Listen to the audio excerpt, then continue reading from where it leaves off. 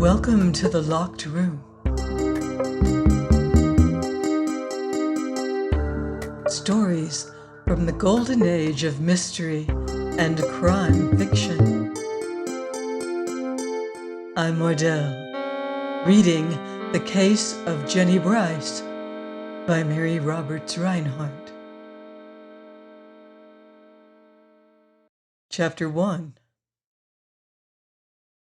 We have just had another flood, bad enough, but only a foot or two of water on the first floor. Yesterday we got the mud shoveled out of the cellar and found Peter, the spaniel that Mr. Ladley left when he went away.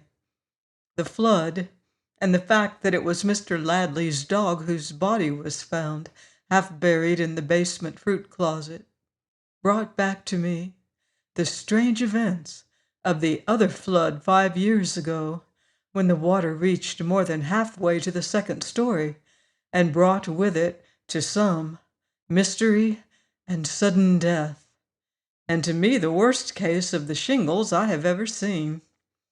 My name is Pittman in this narrative. It's not really Pittman, but that does well enough. I belong to an old Pittsburgh family. I was born on Penn Avenue, when that was the best part of town, and I lived until I was 15, very close to what is now the Pittsburgh Club. It was a dwelling then. I've forgotten who lived there. I was a girl in '77, during the railroad riots, and I recall our driving in the family carriage over to one of the Allegheny Hills and seeing the yards burning and a great noise of shooting from across the river. It was the next year that I ran away from school to marry Mr. Pittman, and I have not known my family since. We were never reconciled, although I came back to Pittsburgh after 20 years of wandering. Mr. Pittman was dead. The old city called me, and I came.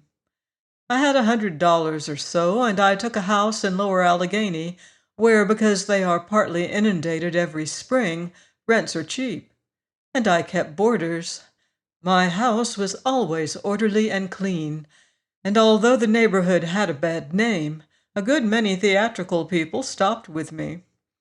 5 minutes across the bridge, and they were in the theater district. Allegheny at that time, I believe, was still an independent city, but since then it has allied itself with Pittsburgh. It is now the North Side. I was glad to get back.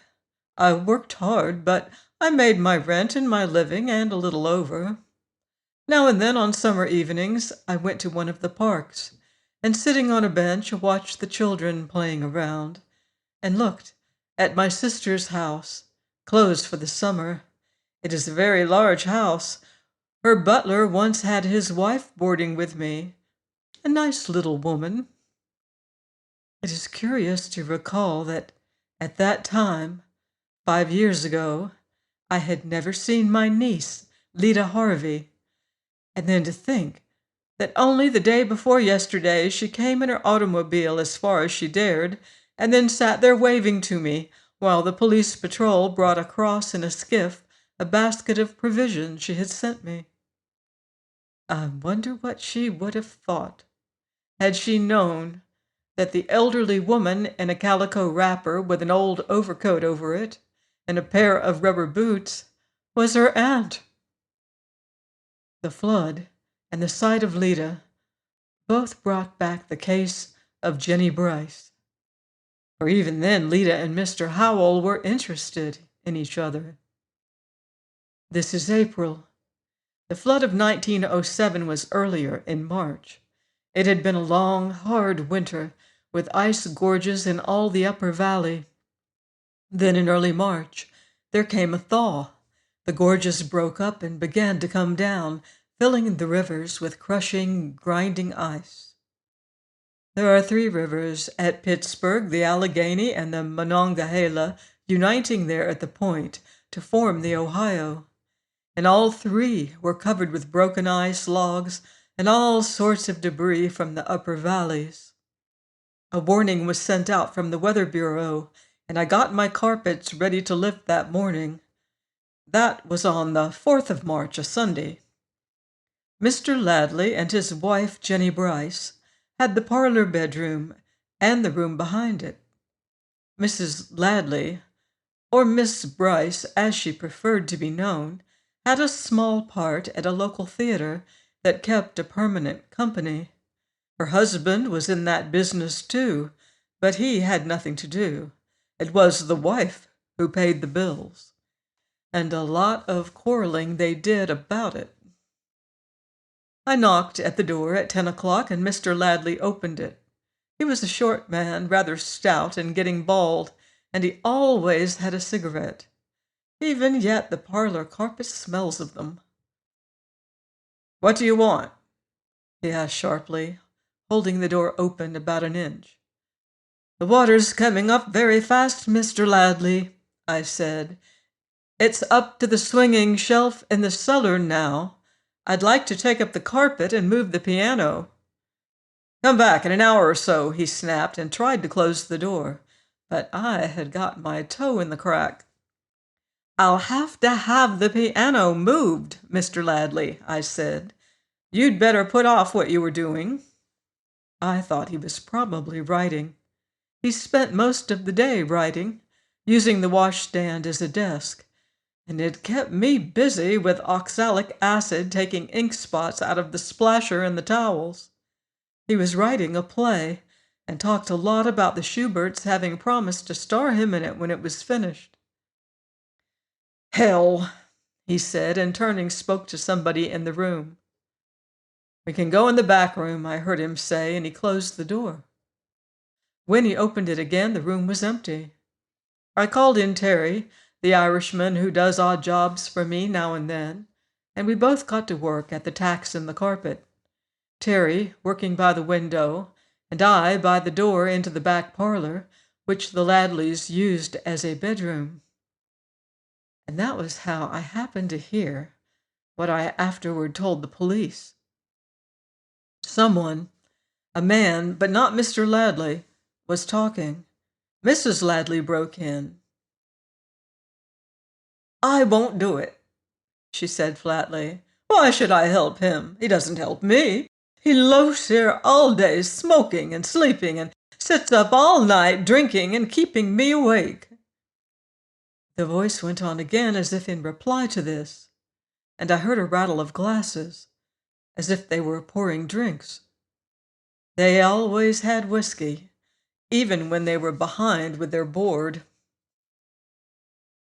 "That's all very well," Mrs. Ladley said. I could always hear her, she having a theatrical sort of voice, one that carries. "But what about the prying she-devil that runs the house?" "Hush! God's sake!" broke in Mr. Ladley, and after that they spoke in whispers. Even with my ear against the panel, I could not catch a word. The men came just then to move the piano, and by the time we had taken it and the furniture upstairs, the water was over the kitchen floor and creeping forward into the hall. I had never seen the river come up so fast. By noon the yard was full of floating ice, and at 3 that afternoon the police skiff was on the front street, and I was wading around in rubber boots, taking the pictures off the walls.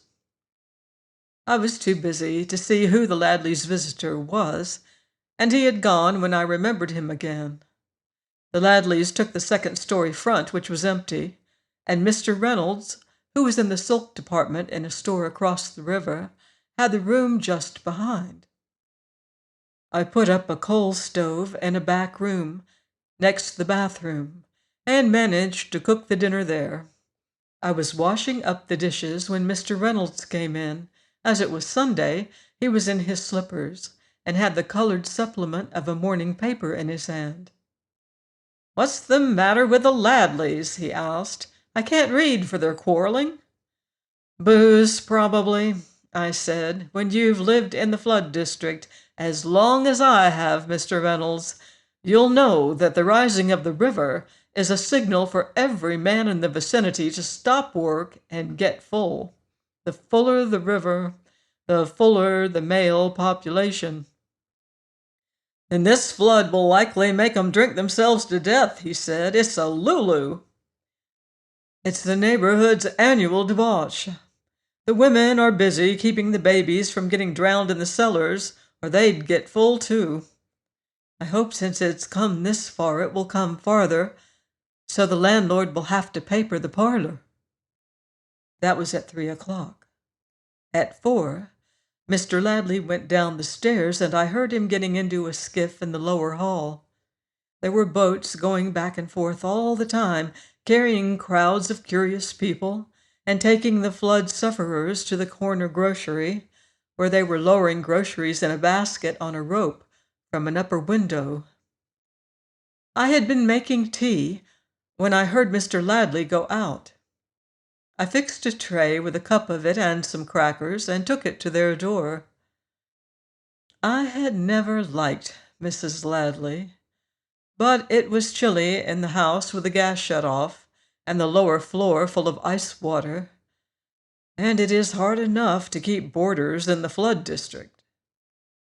She did not answer my knock, so I opened the door and went in. She was at the window looking after him, and the brown valise that figured in the case later was opened on the floor. Over the foot of the bed was the black and white dress with the red collar. When I spoke to her, she turned around quickly. She was a tall woman, about 28, with very white teeth and yellow hair, which she parted a little to one side and drew down over her ears. She had a sullen face and large, well-shaped hands, with her nails long and very pointed. "The she-devil has brought you some tea," I said. "Where shall she put it?" "She-devil?" she repeated, raising her eyebrows. "It's a very thoughtful she-devil. Who called you that?" But with the sight of the valise and the fear that they might be leaving, I thought it best not to quarrel. She had left the window, and going to her dressing table, had picked up her nail file. "Never mind," I said. "I hope you are not going away. These floods don't last, and they're a benefit. Plenty of people around here rely on 'em every year to wash out their cellars." "No, I'm not going away," she replied lazily. "I'm taking that dress to Miss Hope at the theater. She's going to wear it in Charlie's aunt next week. She hasn't half enough of a wardrobe to play leads and stock.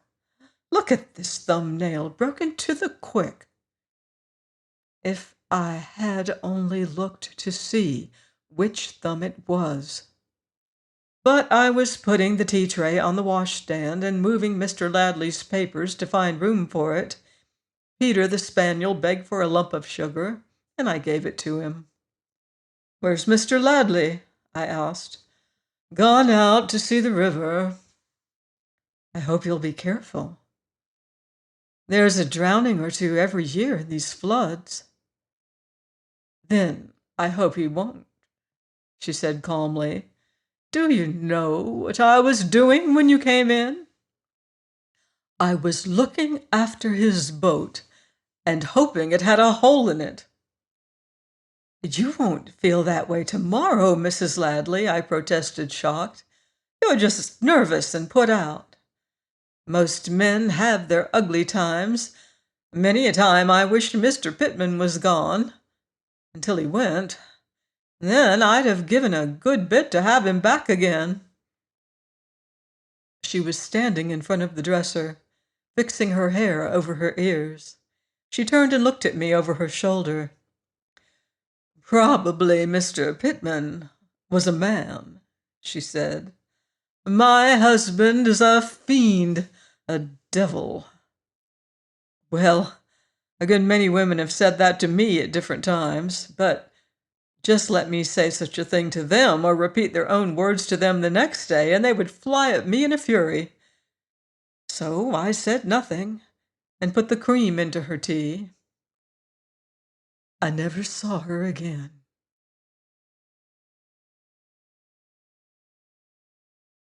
Join me next week as we delve deeper into mystery on The Locked Room.